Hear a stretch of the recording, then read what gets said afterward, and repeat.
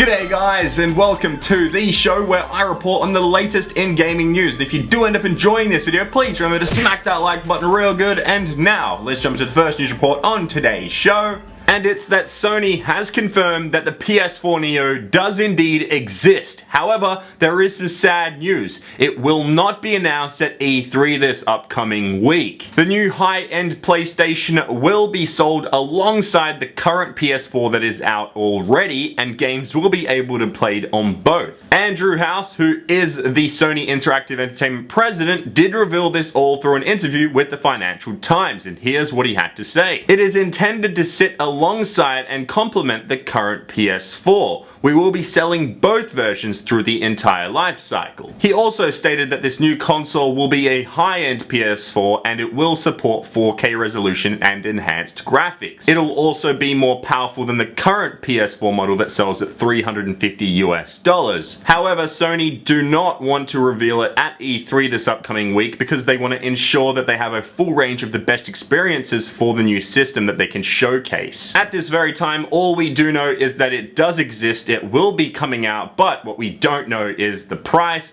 release date, specs, the official name, and all that kind of stuff right there. Now my guess is that we will see this console come out this year, probably November or something like that, just in time for holiday season. However, I'm thinking we'd probably see the official announcement of it at around Gamescom or Paris Games Week. On top of that, it'll be very interesting to see what Microsoft does this week at E3. They could officially announce their new console if they do have one brewing in the back, but at this very time we don't know, but we should know in the next couple of days or so. So yeah, stay tuned for that. But now let's move on to the next news report on today's show, and it's that the WWE 2K17 release date has been leaked. It was leaked over the last couple of days or so, and it will be coming out on October 18th, 2016 for the US, and it looks like October 21st, 2016 for the rest of the world. Most likely you guys over in the UK and here in Australia too on that date. Now that was just a quick news report there. That's all we know at this very time. So we're going to move on now to the next gaming news report on today's show, and it's that Activision has silently changed the Call of Duty Infinite Warfare box art. As you know,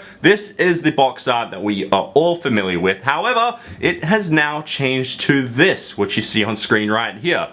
They've changed it a little bit. There's a different guy there. There's a less of an emphasis on the spaceship behind him. They're going more of a, you know, proper military style cover, but it still looks sort of futuristic rather than a futuristic one where he's holding a proper spaceship helmet and there's a spaceship behind him. So it's very interesting to see what they're doing here. What do you guys think? Does the cover change make you want to buy the game more? Or, yeah, I don't know. I personally don't care because I buy games digitally now, so yeah.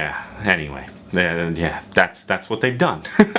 Now, let's move on to the next news report on today's show, and some more news from 2K Games because, well, are they doing something very interesting with Mafia 3. As you may or may not know, the game Mafia 3 will be set in 1968, and the city will be set in is New Orleans. However, it's a fictional version of New Orleans called New Bordeaux. The really interesting part here is that the main character is black, and since he is black, it's 1968, it's the South, so there is quite a lot of racism back then, and 2K are not going to shy away from any of that stuff because this is where it gets very, very heated. This is what 2K Games had to say on the matter. The behavior of pedestrians and NPCs, certainly not everywhere throughout the game, but in large sections of it, there are places where if Lincoln looks out of place and seems out of place, people will react to that. There are places you can go that just being there is an offense and will elicit a police response. We aren't so naive to think that a single game could cure racism, but if we can get the player to think, why am I being treated differently here than in other parts of town, then I think that we've done something worthwhile. So that's a very interesting thing that they've done in the game, and I really love that. It does highlight the issue of racism and everything, and it makes sense. It was the 1960s, it was the South, and that's how things were. And I love that they just aren't shying away from from that and just going, oh no, it's just a character, he's in a game. No, if you're in the neighborhood that's got some racist white people in it,